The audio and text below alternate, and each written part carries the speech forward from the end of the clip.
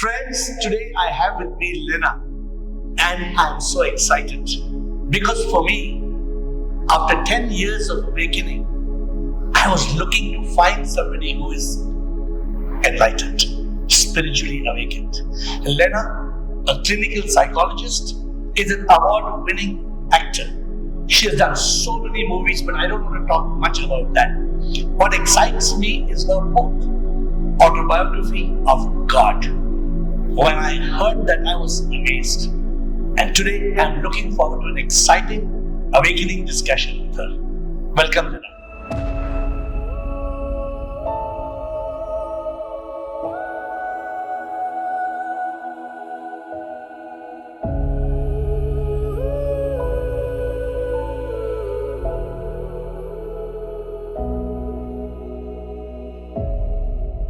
So, Lenaa, welcome. I'm so excited to see you here and be with you because, as I said, to find somebody awakened and enlightened is rare. Although I love what you have written in your book, I'm looking forward to reading your book. You say enlightenment is everybody's birthright. But people, when you say you're enlightened, they say, huh? Blasphemy. Blasphemy. Yeah. How can you say that? How can you be enlightened? You know? Actually, because I'm speaking to someone who is awake and has been enlightened for years now, you and I know that it is the most basic thing that we need, and that I know so many people who are actually awake, but because they do not acknowledge it, it lies latent. It's like you have woken up in the morning, but you're not opening your eyes. You've actually woken up, you're not asleep. You're aware of everything happening around you, except you have not opened your eyes so you can't see the room. Correct. But you're awake. You're not asleep. And most of the people today are in that state. So this book is not going to tell you like, oh, we'll tell you what self-realization is like. It's at some big Mount Everest peak that someday maybe you will learn to trek. No, you are already awake. I'm just telling you, just acknowledge it. Like, just, are you really awake or are you asleep? That's the question. So my word, same thing what you say. I tell people, open your real eyes. If you open your real eyes, then you will realize. Yes. So I wrote a book, it's called The Realizations of a Yogi. I like to give this book to you. And it opens with this. Oh, and I love this cover. My God. And how does it open? From the side. It pulls up. Yeah. This is so, oh wow!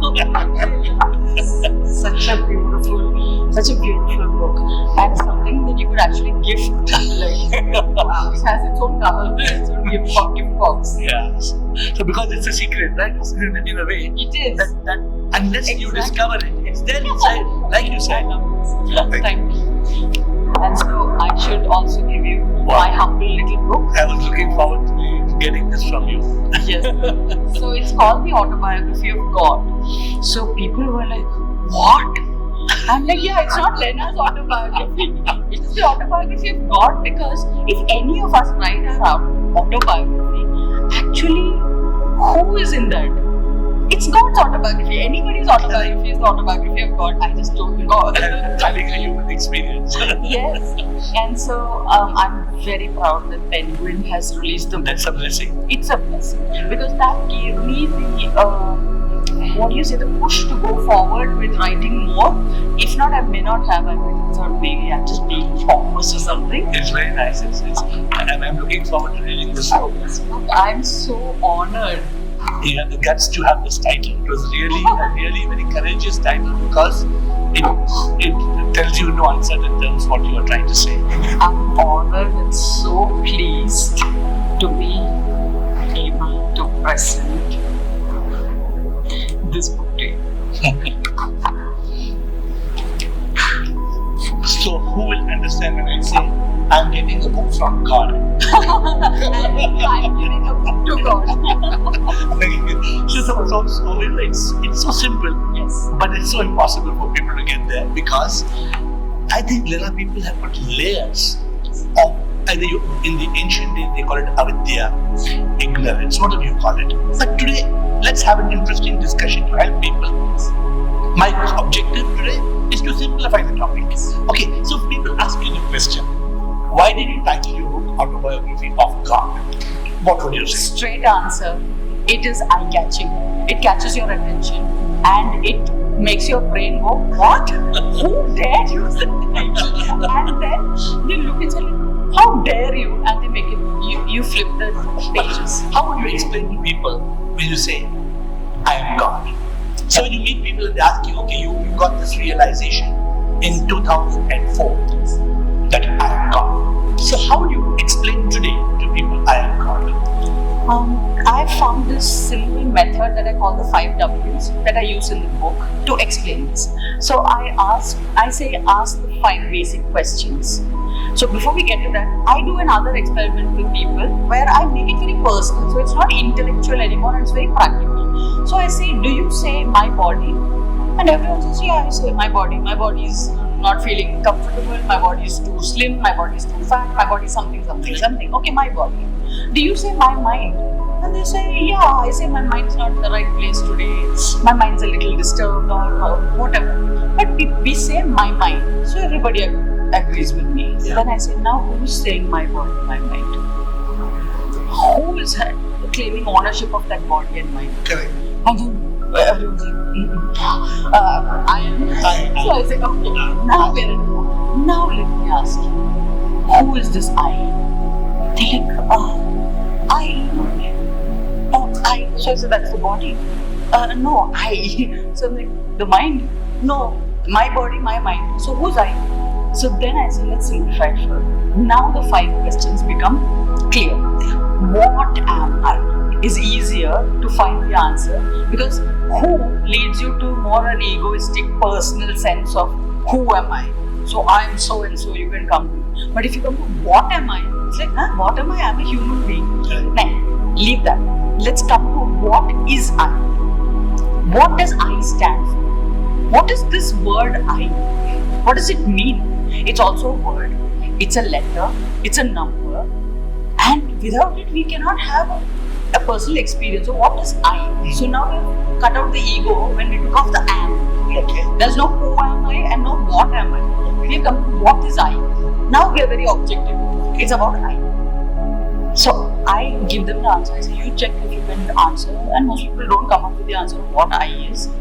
Then I say, okay, according to me, that is this I in this form has the answer that I equals life. Correct. I is life. Now every one of us calls ourselves I. So we are all the same life, which is calling itself I. There's only one I. There's no separate I's. One I called life. Different forms. So life is saying my body, my mind. This is also life's body and mind. That is life's body and mind. Everything is life's body and mind. Simple and practical way of understanding how we are all one. Beautiful. So I've written several books. It's beautiful. I like this one because I think that one of my chapters is called something like this. I am not who am I. In that, one of my titles is I am what I think I am. I am not what I am is not who I am. All these are the 5. I said, let's break it down. Let's make it practical. Let's make it rational. It's if beautiful. not, yeah. You know why I think that is important? Because if the rational brain is not means in any way dealt with, it becomes the biggest gatekeeper. It says, you're not making rational sense, I will not let you into the brain. I will sabotage you, I will kick you out. I will say, no, you're talking rubbish. So it's very exciting because I'm speaking to a clinical psychologist who's enlightened. I wouldn't call myself a clinical psychologist.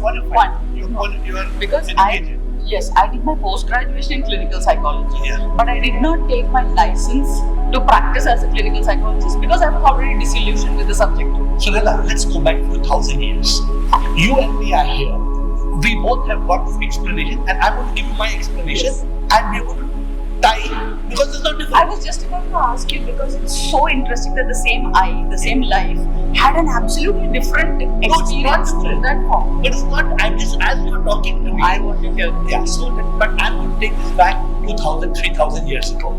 In your book, you've written, I've read so many things about your book. Tattvam Asi. What is Tattvam Asi? That thou art. Correct? And that is I. That thou art. But and you know those two words that come before that? Have you gone through those two words before that? Adi Shankara said beautifully, to reach Tattvam Asi, there's only one way. It is called Neti Neti. You heard of it, right? So Neti Neti means not this. All that I am not. Yeah. So, but this is no negation. So I'm going to give you a quick, because you've come forward with a very interesting thing. I will bring my point and then we move forward. What did you say? Tattvamasi, I. You said, what is I? This is my body. This is my mind. Who is that I, fellow? Forget who is I, what is I, what is that I? And you've said it. I hope people understand. And that's why the podcast may help. You're saying this I is the life inside that is saying. So that life inside you and the life inside me It's the same. is the same. I give it a name. Spark of unique life. You are saying life. I am saying spark of unique life, which is SOUL. Exactly. It becomes a soul. Yes. So the soul is you're I see the same way when people ask me what is a soul. Yeah. I say life, suppose we equate it with light. Light, we talk about light in units of photons. Can we actually see a photon? No. We see light, but if we want to break it down to the smallest measure of light, we just, for scientific, sounding scientific, we say a photon is a unit of light. Like that, a soul is a unit of life. And then science agrees to it, right? Science is agreeing that electron, neutron, photon becomes a quark. Yes. And a quark, as per quantum physics and quantum, is energy. Yes, and it's one unit. Suppose we take it as one unit But of energy. of energy. And energy And is for what? me, what is life? They said so far I equals life. Then you can ask, then what is life? So it's energy. So I say life is not just energy. It is conscious energy. Correct. Because we can have electricity as energy, because for the layman who is struggling with this concept, for you and me just to say energy, it makes sense. Correct. But they are saying that electricity is also energy, lightning is also energy, everything is energy. Every inanimate has energy. Yes, is energy. Yeah. So what makes life separate? I said what I That said. it is, the soul is conscious energy. Correct. So energy, every one of us has the same energy. But when consciousness becomes an integral part of that energy. So this is where I see consciousness as Shiva and energy as Shakti. Very good. When Shiva Shakti become one only, you become enlightened. As you're talking about Shiva Shakti, you know I built a huge Shiva statue. The problem is this. I think you also talk of God being the biggest problem, because the moment you say God, yeah, because God, somebody says Krishna, somebody says Shiva, somebody says Jesus, somebody. Yes. So religion, all religions are good. But to me, religion is only a kindergarten. Yes, it's just a means of explaining in some simple terms. We needed that. We need it sometimes. Yeah. We are trying our best to discount it. That's why I'm not using the word Shiva Shakti. But for those who understand, like, because we just passed the big Shiva statue, I use that analogy. But I would rather just call it conscious energy. Now, these are two aspects of the same life. There can be life without consciousness, in the sense that it can exist as just a energy form, which is a form, which is a manifestation of energy, but need not have consciousness, and can just do something around and go back into being energy. But conscious energy is now God. So I had a very interesting discussion with Somnath of ISRO just a few days back. And we discussed this. What is the difference between energy in this table and energy in you and me? In the beginning, scientific mind. So then he agreed. He said that what you're saying, the difference is science cannot explain it, but there is a life energy in you and me which causes birth and causes death. So if you contemplate, death is the moment when the energy departs. Otherwise, my mother or my father, how can I burn? Why do I burn a body if they were in that body? Would I dare burn them? They have left. Yes. Then the question, Lenaa, which you were talking. I has left the Beautiful. That's exactly. So I tell people, you can never die, because only the body can die. Beautiful. I leaves the body, then it is called a dead body. Because it's my body, my mind. I keep saying, remember again and again, you say my body, my mind. So it's not you. The body is not you. The mind is not you. So when you leave the body is dead. So what do people think? You ask anybody the question, will you die? What's the answer they give? They'll say yes. Yes. I'm afraid of dying also. I tell them you'll never die because you are the immortal soul. You are life itself. Yeah. So then what you say? I am a soul. Soul is the supreme immortal power. What we say God, I have eliminated the word God from my dictionary. Yes. And in my vocabulary, I don't use the word God. Yes. Of course, you are using it to explain. I use it particularly for that effect. And if you see, all the rest of the letters are small. No, this is even bigger. I think it's the greatest strategy to make people get their attention to God and make them then understand say what is God. Correct. Then when you understand that I equals life equals God, I ask you what is life? It is omnipotent, omnipresent, omniscient, eternal, infinite. Isn't that what is God? Correct. So why use the term God and get confused? Whereas we all know what life is. Correct. Nobody has any problem that, I don't know what life is. You're alive. Yeah. Of course you know what life is. But you may not know what God is. Forget that. But very funny, science till today, they are doing every kind of examination. They have agreed on the law of gravity. Yes. Actually, gravity is no problem. But when you throw an apple up, it came down on your head, then science says, must be something that pulls the apple down with Newton. But science is not trying to understand when the body dies, must be something that left the body. Science doesn't want to understand. The problem is, I think with science is constantly only proving what has already become mass consciousness. Only then it materializes. So as more and more people become, like I said, they're already awake. They're not asleep, they're awake, but they're lying in bed with their eyes closed. Like nice, it's nice in the morning when you're already awake but you're not getting up. So somebody seeing you look like you're asleep in bed. But only you know that you're not asleep. But you know why people are pretending to be asleep? Because they're afraid of the consequences of society. When you say you are awake, you immediately become ostracized from society in history. But today, in this time and age, I call this the age of spontaneous enlightenment. This is the era just after the era of big data. We have already got big data. We have all put everything that is in our minds into one place. Now the mind has become manifest. Human mind is manifested. Till now it was an invisible thing. Now it's called the internet. We all have access to everybody's ideas. You just have to ask the right question. Just do a search and you have the answer.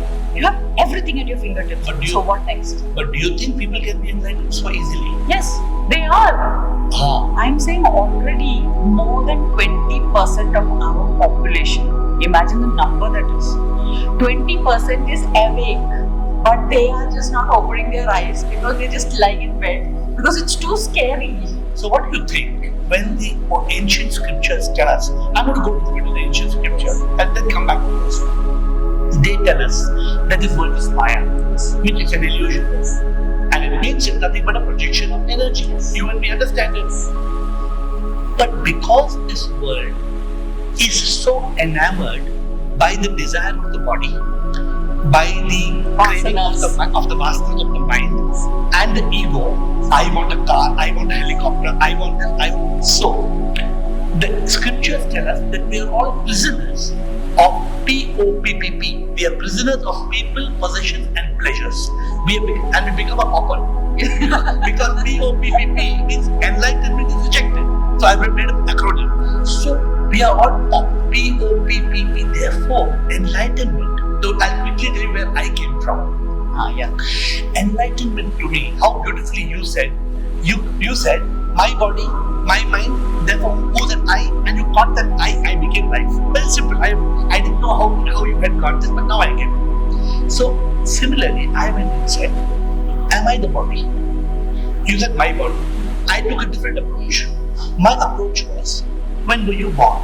So people will say I was born 1st October. I say no. 1st October you arrived. When were you actually born? You were conceived 9 months before. They said yes, I agree. Then after that you can't change your mother. because you're already planted in your mother's womb. Then I asked them, like you said, if you were born 9 months before, what were you? Yeah. What were you 9 months before? Lenaa? You were just One cell. zygote, the one cell. They said, okay. I said, contemplate on that. Where did the one cell come from? Right. From 2 cells. How did Where did those 2 cells come from? From 2 different cells. And now this, I went back that way to understand what we call as past lives, what we call as our ancestry, and where the mind is and why we are all one. If we go further and further and further back, we will see that we all come together.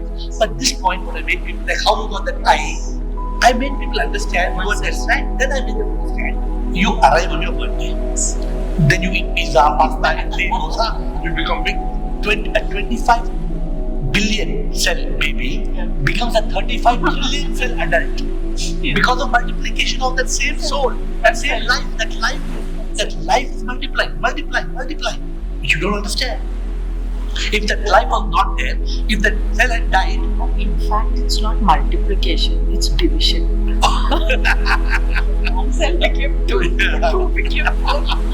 So you're not becoming more, you're becoming less. Every day you're becoming less and less and one day we go away. But finally the I remains in your chin. That I only remains. So then I say, let's go forward to the moment with the body. What happens in the moment of death? So people will say, you passed away. Who was the passed away? The one who was alive. Past. So I say, you are not this body because you leave the body. Yes. And where is the mind? You cannot find. If I tell you, is the mind like a ball? The mind is square. You say, no, mind is there. Mind appears to be there. But actually mind is nothing but a bundle of thoughts. Yes. That's why when in meditation, when you still the mind, you kill the mind. And according to me, I put it in my book as follows. When you still the mind, slowly, what people say, you reach a state of mindfulness or thoughtlessness or awareness. I call it consciousness. And this consciousness is vibrating from that energy of the soul. So the soul is vibrating consciousness in every human being. The moment the soul departs, then there's no consciousness. People say it in little different ways, but we are saying the same thing. We say it in different angles and in different ways, and I think it's good for the listener because some people will like the left route to this, some people will like the right route. Doesn't matter. Yes, but getting more and more angles on the same thing teaches people that, oh, so I can have my own perspective on this, and that is liberating. And that sets you free. Correct. It's said that two enlightened people will always have a different experience. That's why we are in 2 separate forms. The same life has taken so many forms to experience all that it is.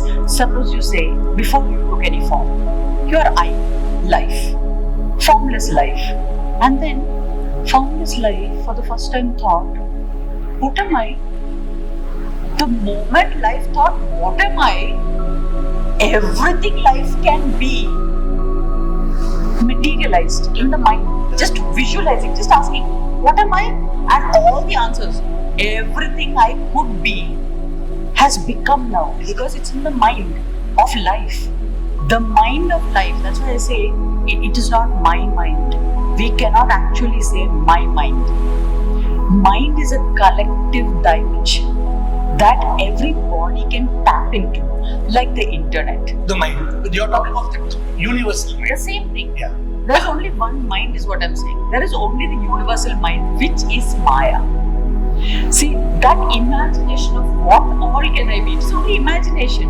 But when life imagines, it feels so real, the way our dreams feel so real to us in the body. When we're closing our eyes and we're dreaming, we're eating ice cream, we're literally tasting the ice cream.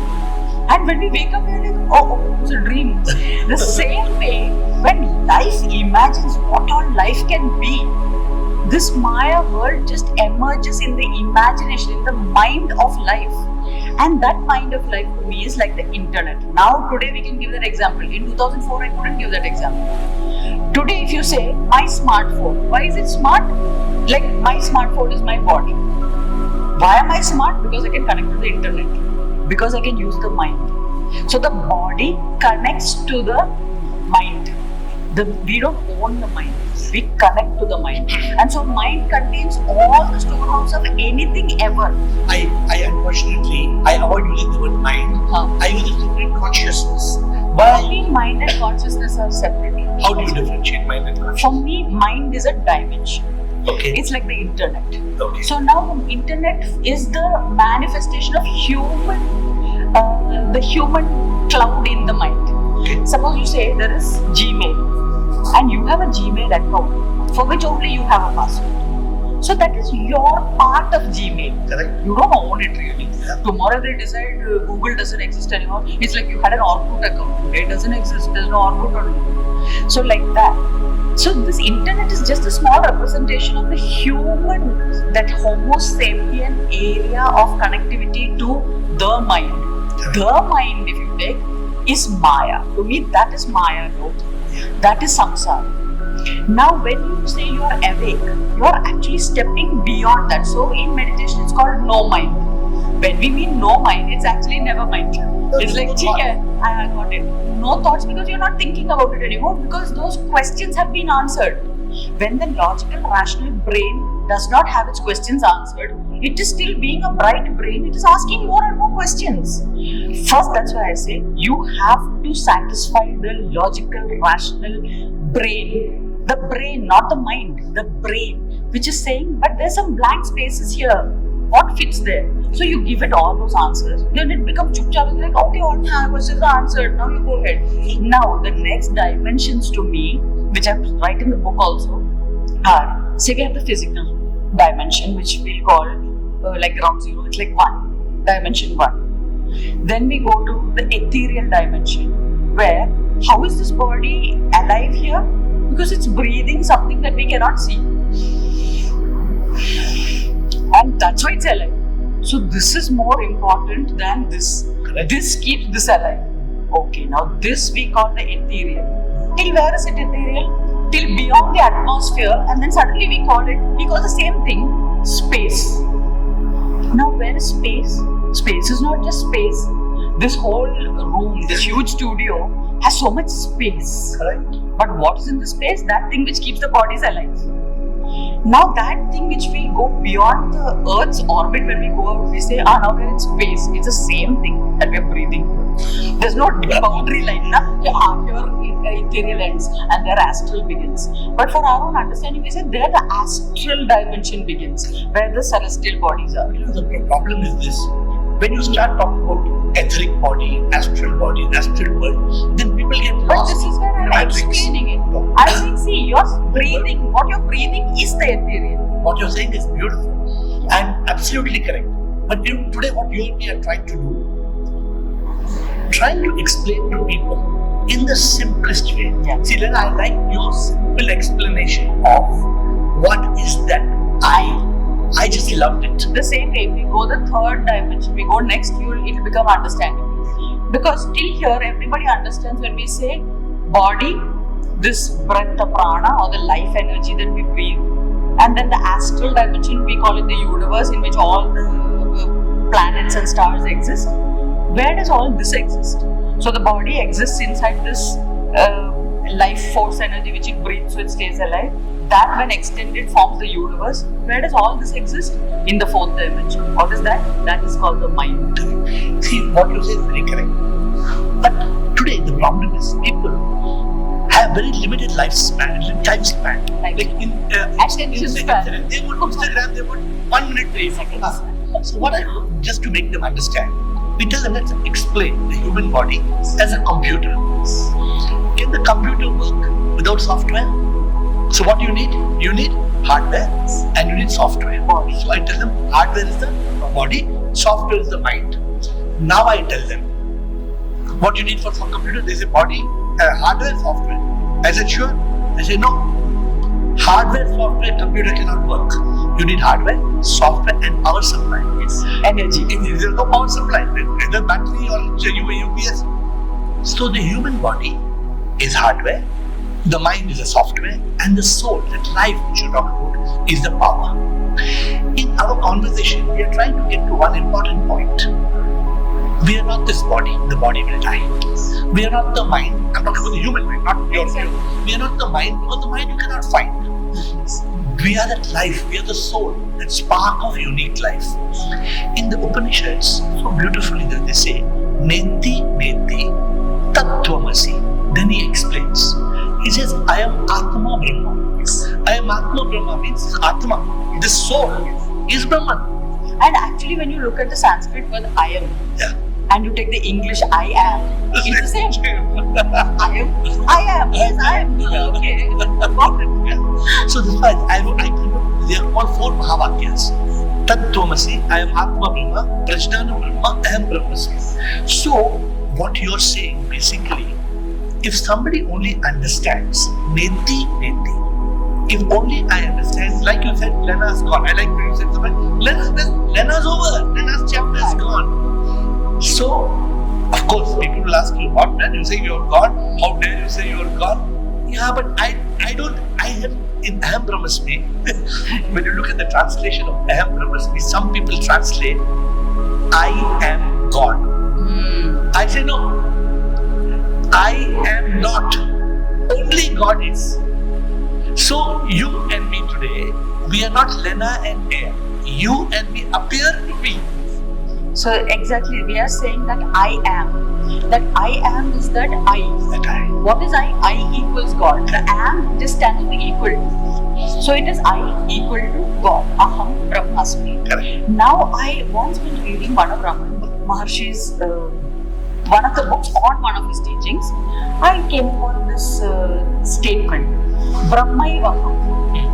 And that intrigued me, it caught my attention so much. I love the word. I have Aham Brahmasmi tattooed on my arm here. And then I said, I want to tattoo Brahmaivaham here. So I have a half sleeve tattoo. And I love tattoos. So I have my own tombstone tattooed on my back. Because in 2009, I said, Lenaa doesn't exist. She has to be buried somewhere. Because nobody's believing. So I said for myself, a piece of the mind at that time. Because the mind was turned on. Again, by questions. Why? Because it is the karma to reach this understanding of being able to explain it. If it is not important for me to explain to people what this experience is, I could just be quiet. I can just be silent. So Brahmaivaham, when you say Aham Brahmasmi, it is I equals God, or the way we understand it as I am God. But when you say Brahmaivaham, God is all there is. Yeah, right. Even the I is removed. Even the I doesn't exist. Jagat Mithya Brahman Satyam. Only, but Lenaa, you and me have a challenge. We sincerely want to help people reach the state of awakening. What you say, they're already awake. It means it's not that people don't know. It's not for everyone. That's what I'm thinking.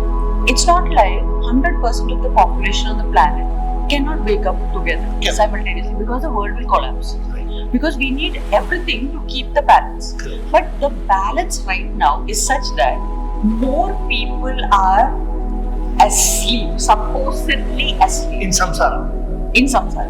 Means the samsara means they are thinking you will have to let go of the material altogether. You're not letting go of material. You're letting go of the attachment to the material. Yeah, right. You enjoy, aren't you and me enjoying? That's why we are who we are. See, when earlier you used to see these great rishis and munis walking in one loincloth or with nothing, that scared people. They said, I don't want to be there. Maybe they are a great being, but I don't want to get there. You brought a beautiful point. I'm interjecting you. So people have thought to be enlightened, you must be a tapasvi or sannyasi. You can be both, but you don't have to be pauper. And you don't have to be. You don't have to. You don't have to be sannyasi. You don't have to be. But actually you are. If you have done your tapas. You have done your years of sadhana, of contemplation to be able to put these things into these words. But what you're saying, it's not that kind of austerity. Correct. People are scared. Yes. When you tell people spirituality, you know what they're telling me? Oh, like if you say, my son, if you say your son will be a great scholar, great seeker, they'll say, no, I don't want it. I want him to have a good life. Let's take 2000 years back when Gautama Buddha, his father, was told that your son will either become the king of kings or the emperor of souls. What did he do? He wanted him to be the king of kings. And he did not allow him to see a dead body. I mean, it's not, and this is not mythology. This is reality. History. It's history because it's written.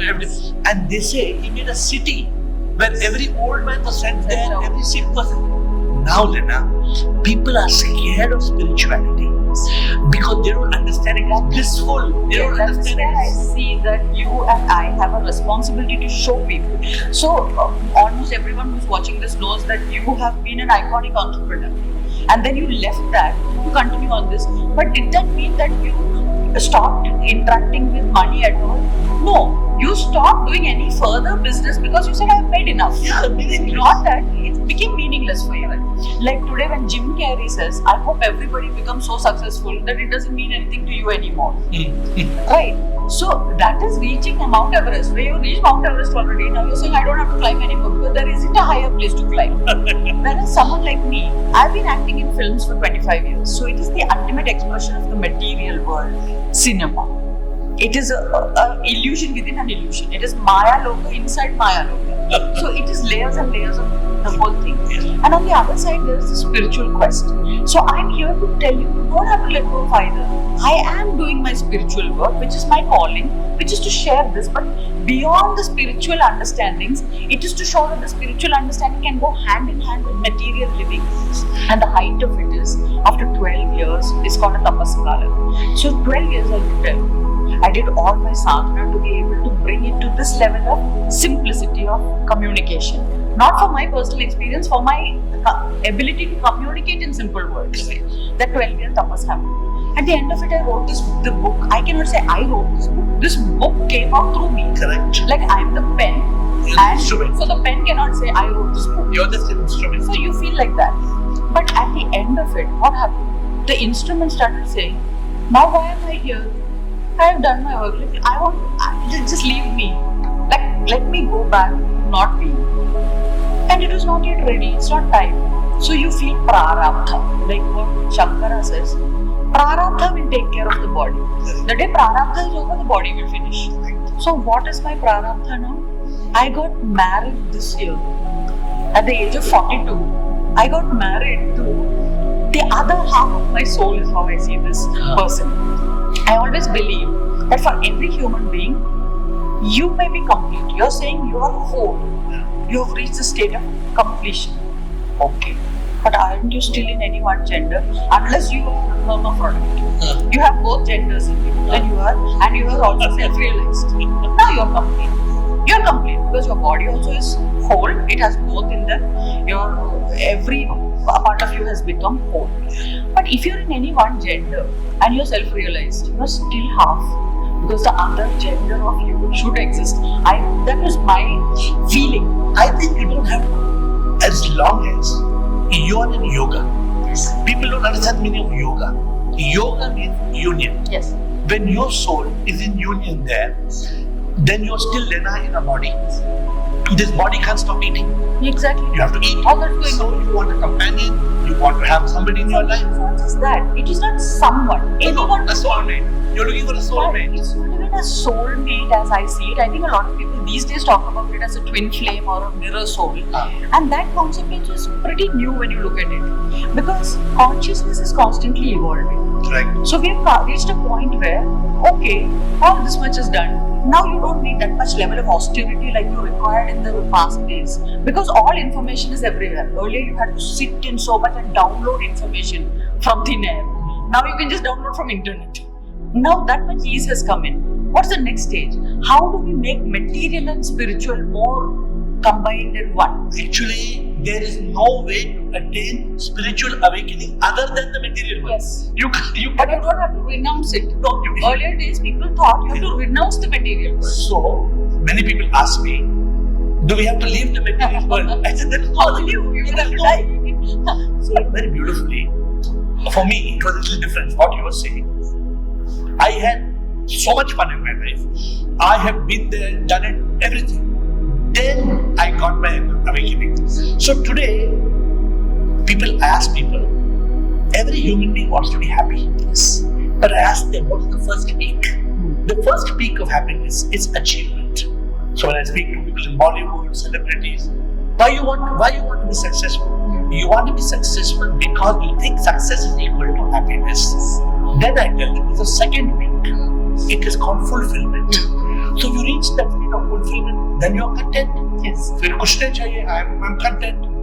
But the third peak of happiness is enlightenment. Yes. So I went from achievement, 40 years, then for 7 years I traveled to 100 countries, fulfillment. Yes.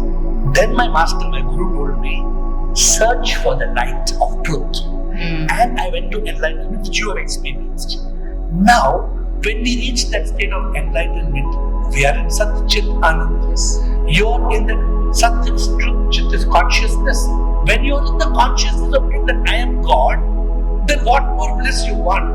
Because you are in that Ananda, you are in that complete bliss. And I tell people, if the body pains, you don't suffer. Because you know I am not the body, this is my body. The mind cannot create fear, worry, stress, anxiety, regret, shame, guilt and depression.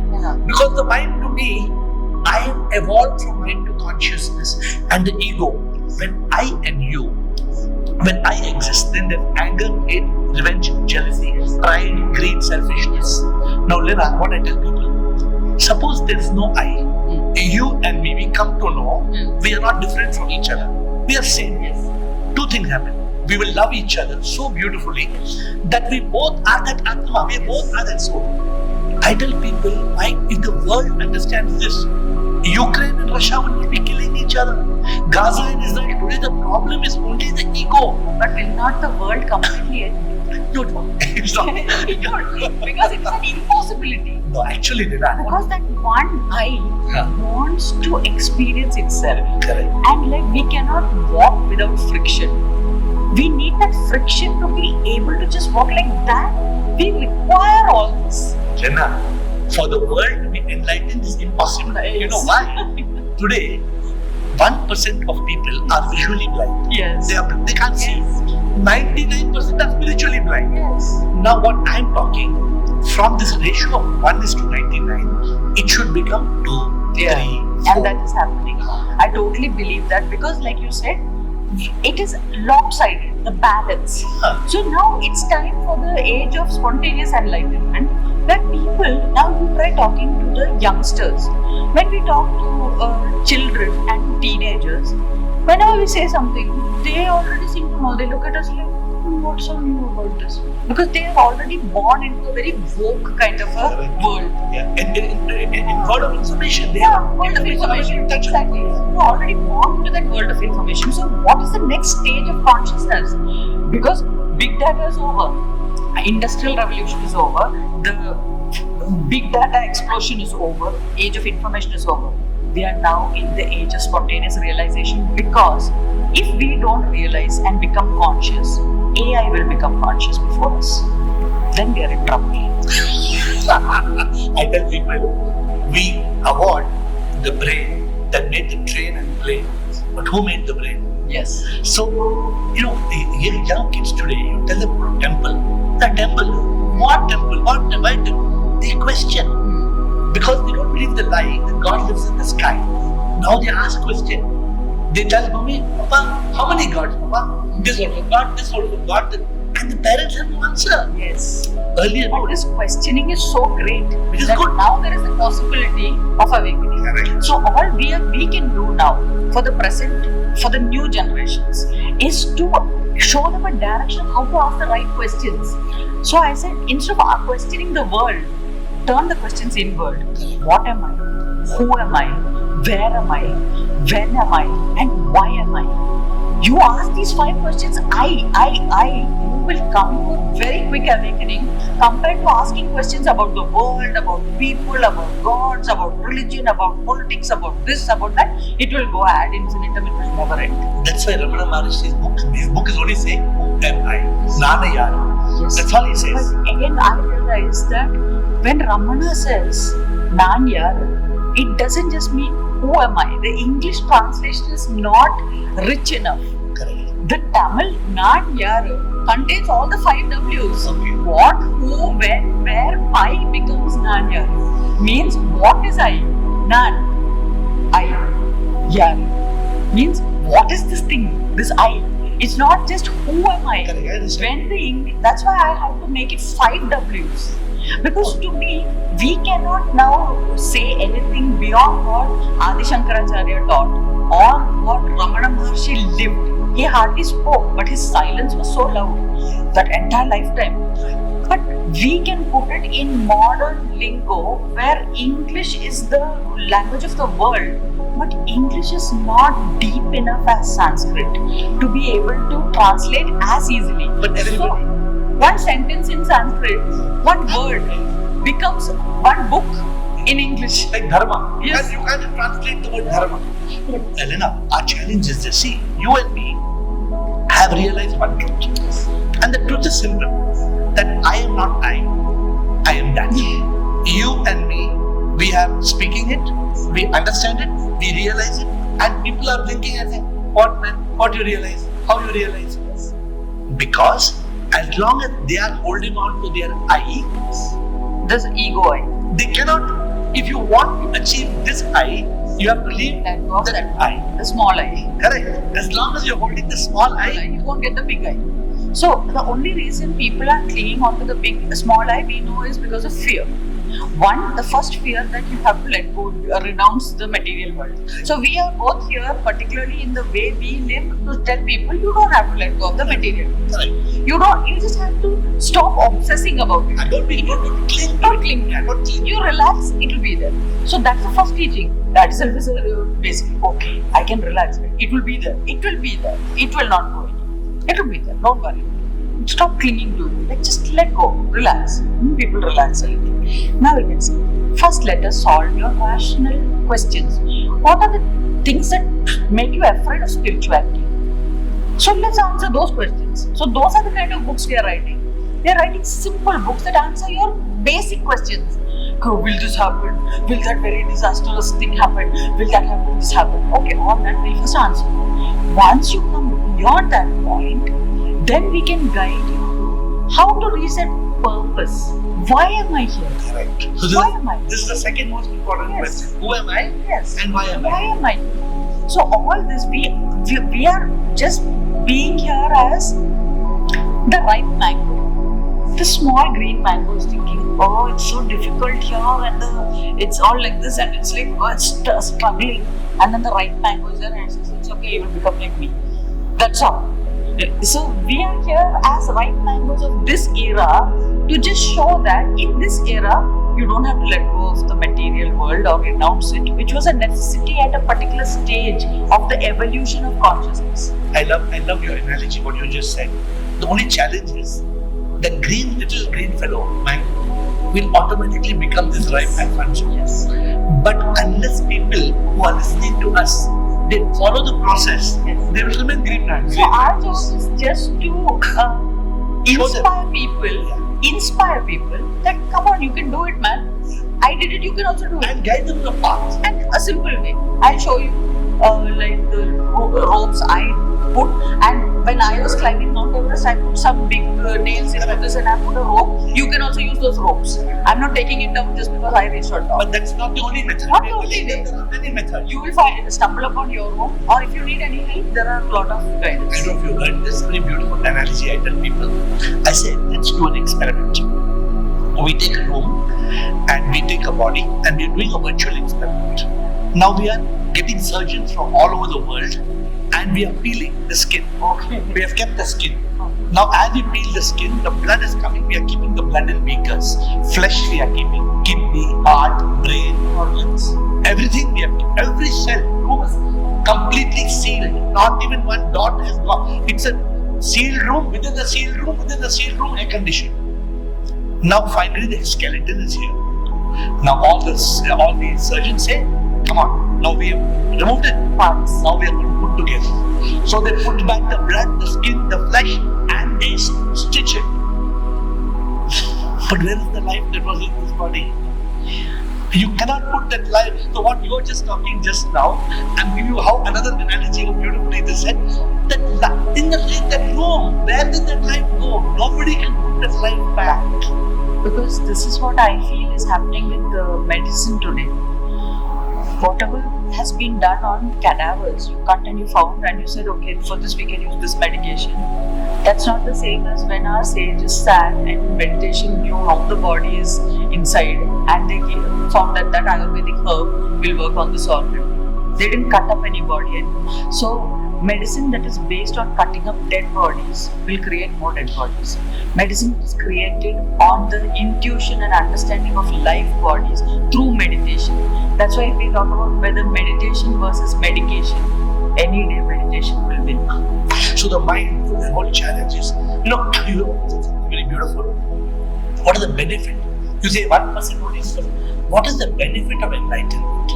When I realize I am not just stuck to myself, when I realize I am that, then I'm liberated. We are liberated from all the misery. What we mean by liberation will make it even simpler to say that it is beyond a state of peacefulness. Like say when you've just fallen in love. So almost everybody is used to the feeling of just having fallen in love. At some point or the other in your life, they've fallen in love. The moment you fall in love, now you're sitting with your beloved in your car, or you're talking on the phone to your girlfriend or your boyfriend, the traffic jam and nothing is irritating you. It's not disturbing you, the same traffic jam. The day before this, you had not fallen in love. And you were complaining and the traffic jam was so irritating and the sun was too hot and everything was so difficult. And suddenly you're in love and you're walking in the rain without an umbrella, you don't care. The traffic jam is there, you're saying, good, no, we get this much more time to talk. And just see, the situations and the circumstances have not changed. You are in love or you are not in love. That is what made the entire difference. That is the experience of spirituality. You are in love. Spirituality is love. Because you are in love with everything, because you know that it's all you. I am all this. There's nothing to be bothered about. You're not afraid. Have you heard of the movie Satyam Shivam Sundaram? Yes. What is the meaning of that movie? Satyam Shivam Sundaram. Satya ye hai ki Shiv hi sundar hai. Yes. Because that's the song also. Yeah. Because if you take out, you're so beautiful here. If I take out the Shiva, means if I take out the life from you, where's the beauty of Lenaa? No beauty. No dead body ever looks beautiful. So therefore, Lenaa, all beauty is equal to divinity. And everything that is beautiful is a manifestation of the divine. A beautiful rose. The rose is so beautiful. But the moment the rose, the life leaves, it falls dead. Useless. A bird, a beautiful kingfisher, a beautiful dove. The moment it's on the floor. Now these people know. In this song it says beautifully, it says Rama Vadh mein, Kashi mein Shiv, Kanha Vrindavan mein, Daya karo Prabhu, Dekho inko, Daya karo Prabhu, Dekho inko, Har ghar ke aangan mein. So the beauty in what you are saying, the moment you realize I am nothing, I am God, that's not enough. Then you realize I am God, he is God, she is God, only God is. That is why I found that the challenge that we were facing in the modern age can be solved when we say I equals life. You have to keep reminding yourself again and again, reprogramming that subconscious by saying my body, my mind. So I am not the body, I am not the mind. So what am I? I am life. Correct. I am life. I am life. And you have to do this on a daily basis, every time, continuously, till it becomes your, yes, I understand this. Again, when the confusion arises, again say, I am not the body, I am not the mind, I am life. Because the mind will stop you from saying this. The mind is constantly telling you, no, I am Lenaa, Yes. I am Kumar. Yes. The Yes. mind is trying. The aham is trying to attach to the manifested things, the world, instead of the unseen, unmanifested life. Because the biggest enemy is me. M-E is mind and ego. M-E stands for mind and ego. And this fellow mind and ego, not only it makes us suffer on earth. I don't know if you agree to this concept. When this body dies, if we are not enlightened, what happens? The Katha Upanishad explains. If we are not enlightened, me, the mind and ego, carries karma and comes back to So that is where I say, where does that go? Because you get stuck again at the level of mind. Correct. Whereas, where does the mind exist? The mind itself is a byproduct, is an imagination of conscious energy. So consciousness is beyond mind. Mind can never become consciousness. Mind is the imagination of consciousness. Conscious life just thought, what am I? And immediately mind arose because it is imagination, it is thoughts. It is like planning. How will we make our new house? Now you make a drawing. Till then the house doesn't exist. The moment you thought about it, now an image arose. Now that is the mind. That is a thought. It is just an imagination. Consciousness is the base, is Sat, Chit. That Sat is life, Sat. Chit is consciousness. And when life and consciousness, that is like being, that self-realization happens, only then is Anandam possible. So we have to help people somehow.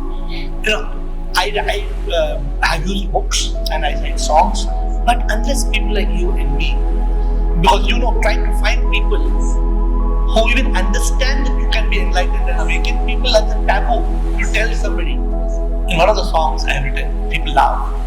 And since you understand Hindi, he says, इंसान मैं नहीं सच में भगवान हूँ, दिखता जो मैं वो नहीं आत्मा मैं हूँ, अनुभूति हो गई एहसास हो गया नेति नेति तत्वमसि ये नहीं वो मैं हूँ. So when people hear this song, somebody like you immediately relates. Yeah, I am not Lenaa. I am the soul in Lenaa. I am the life in Lenaa. You will say life. Now whether you say life or soul, it hardly matters. Some people say ruh, some people say spirit, some people. But people to understand, just to understand the Bible. You're familiar with the Bible. Luke 17 says, the kingdom of God is within. Corinthians 3:16 says, God lives in the temple of your heart. Now the Bible is telling. And there's one more, I don't know which it is, it's a psalm I think, which says, be still and know that I am God. Correct. Be still and know that I am God. No, Lenaa, the Bible is saying, Yes. but still we believe that we will go to God in heaven. Yes. But now religions are, see the problem in religion, people don't understand. There's religion 1, religion 2, religion 3, religion 4. All religions are good. But when each of these fellows says, my God, my God, my God, my God, then who God? I have noticed that religion is efficient at a point where you are just in a state of fear of going beyond the mind. When your body starts to shiver when you think of going beyond mind, which means into meditation. When you think of that, it feels like death. It feels like it is death actually, because till then you think I am Lenaa. The moment you reach here, Lenaa is dead. Because who Lenaa? That body's name is Lenaa. Right? When I leave this body, what will we say? Lenaa died. Lenaa died. The name we should always remember again and again. Your name is the name of the body. Every body needs a name. Others we can't call it, it's not functional. That's why when you were born, you were not Lenaa. No. After you were born, Yes, the body's name. That body's name is Lenaa. This body's name is Ravi. But you are not the body. So this is a simple way that we can communicate. So again and again you remember when you say your name. Right now, those who are watching, just say your name. Maybe it's Savitri, maybe it is Ahmed, maybe it is Lucy, maybe it's something, we don't know what. You say your name and then think. This body, that's that body, that physical. This physical body is called that name. And now keep on remembering that for the next 1 week. Only remember this body, pinch it, it feels something. Why is it able to feel? That will come to later. But this body which can feel is called Lenaa. Now again and again say your name. This is that name. Just keep identifying that name is the name of the body. And then next week you start forming the next thing. So I think we have a great responsibility. do we have differences in any of our thought you feel? Yes, we have a lot of different ways of points of view. But any major, are we conceptually? No, never. That's impossible. But the approach and the way, so when I see how you are looking at it, I'm like, wow. So that way also is possible. It's like I saw the east view from the Himalayas, and you have seen the west view I'm from the very much Himalayas. shocked Right. when you told me how this life, Yes. I've never seen it like this. It's a different POV. So this is what we are hoping to bring. That more and more people can share their POV of life, how life sees life. Let them have any POV, Yes. but we want them to climb Everest. Yes. The idea is that Exactly. we want everybody Exactly. in our analogy. Yes. The goal is Everest. Yeah, Yes. Everest. And all we are here to say is that climbing Everest is not impossible. Correct. It is difficult, You are but it's not going. impossible. We are telling people you are going E called Everest. We'll teach you to go to E called Enlightenment. Yes. So our E is different. Yes. Because this Everest many people are going. Because you can just have a look at the body mind. You can even go by helicopter.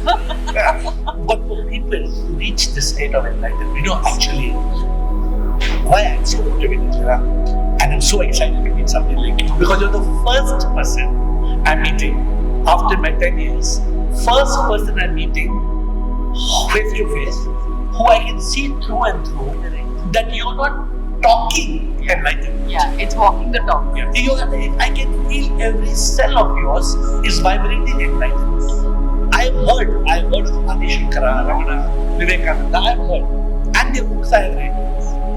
But to get a live person and to help people believe that, sometimes people ask me, what is enlightenment? I tell them, if you go to a room which is fully dark, there's no light.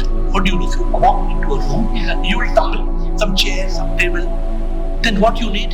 You need to switch on the light. So I tell them, you can't remove the darkness from a room with a broom. You can't sweep away. So you have to switch on the light. Enlightenment, only one difference. You have to go inside. This room is not outside. If you go inside and you switch on the light, then what do you see like Lenaa saw? Lenaa saw in 2004. What did Lenaa see? I am divine. I am that what people call God. God is not in the sky, that's a lie. God is here. God is now. You got that feeling. That feeling is called awakening and enlightenment. People don't understand. So in 2000, after a gap of 14 years, from 2004 to 2018, and you were going through your sadhana and your tapas and I also went through many years of evolution. But now, you're no more a small green mango. You're that big ripe. Now there is a why am I to us. We have finished the what and who and when and where. Yes. We are always here now for the when and where. The who is, this is Ravi and this is Lenaa, because that's the names of the body. What is the same one I. Now the why, we have a common why. And that is why we are sitting here together and we're thinking of how can we take this forward. Because our why is the same. My why, I put it in very simple words. I exist here as Lenaa. I exist here as Lenaa in order to spread the tools for self-realization through infotainment. Beautiful. I have been in entertainment business for 25 years, but I want it not to be just entertaining. I want it to be infotaining. It has to be very entertaining. We are fed up of boring lectures. No, we want it to be presented in a capturing way. And today we have so many media. We have all the social media. We have all the platforms ready. And even the biggest tool, it's my dream to be able to make infotainment movies. Because nothing influences us more than cinema. I have seen that we think we know New York. Everybody thinks New York. New York pata hai. Kaise pata hai? You got to New York? No, I've seen in movies, Times Square and all we have seen here. We think we know. We say, you know how this thing, US Army works, Air Force One. I know Air Force One. I know how the police department in US works. 911 dial karo. How do you know all this? From movies. You know how the place looks, how their food looks through audio visual entertainment. It's not always entertainment, it's infotainment. Right. And we think romance is like this. How do you know? I've seen in so many movies, so many songs. This is how you romance. Where's the movie on enlightenment? There's no movies. There are very few, like The Matrix, like so many of Jim Carrey's movies. So we have to make it a little more on purpose. And clear. Clear, It should have clear. but entertaining. So infotainment, not a documentary. We want entertaining cinema which will change your life. That is, my dream is that you walk into the theatre, one person walked in, they watch the movie and they don't go out that same person. They quantify.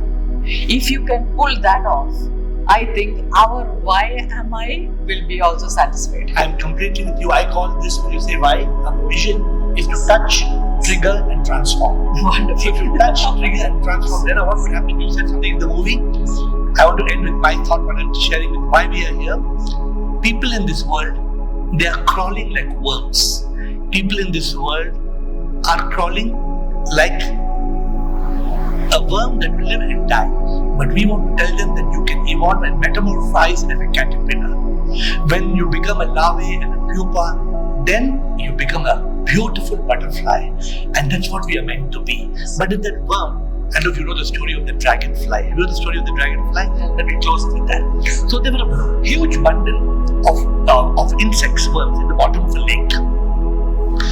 What used to happen is these insects would go up a stalk of a plant, go on the top and disappear. And the next insect would go on the top and disappear. So they called for a conference of insects and they said, what's happening here? These insects are going up and then they're disappearing. So they made a promise that when any of us goes up, we will not disappear. We will come and tell everybody. When the next fellow went there on the top, he realized he metamorphosed into a dragonfly and flew. Now when he flies, he's looking down at those insects, but he can't go down. And he's trying to tell them, but they think, no, you are something else, you are not one of us. But you and me, we can go down. We can. And we want to go down. And it's not an easy process. And I know that you and I have faced our own life struggles in order to be able to come here and do what we're doing. It's easier to just fly off. But we are committed, and so good. This is a beautiful start. Thank you so much. It's such an honor and pleasure to have met you, to have had this talk with you, and we will do lots more in touch. Same here. Thank you so much, AiR. Thank you. Thank you to everyone who has watched. Thank you.